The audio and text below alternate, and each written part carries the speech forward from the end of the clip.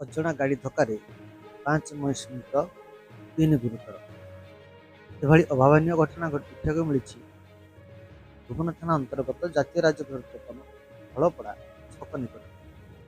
ବିଳମ୍ବିତ ରାତିରେ ଏକ ଗାଡ଼ି ମଣିଷ ଗୋଟକୁ ଧକ୍କା ଦେଇଥିଲା, ଯାହାଫଳରେ କି ଘଟଣାସ୍ଥଳରେ 5 ମହିଳା ହୋଇଥିବା ବେଳେ 3 ଗୁରୁତର ହୋଇଛନ୍ତି। ତେବେ ମହିଷା ମାନଙ୍କର ମାଲିକ ଥିବା ଜଣକ ଘଟଣାସ୍ଥଳରେ ଭୁବନ ପୁଲିସ ଏବଂ ଦମକଳ ବାହିନୀ ପହଞ୍ଚି ମହିଷଙ୍କୁ ରାସ୍ତାରେ ହଟାଇଥିବା ବେଳେ ଗୁରୁତର ମହିଷା ଚିକିତ୍ସା ପାଇଁ ସ୍ଥାନୀୟ ଚିକିତ୍ସା କେନ୍ଦ୍ରକୁ ଖବର ଦିଆଯାଇଛି।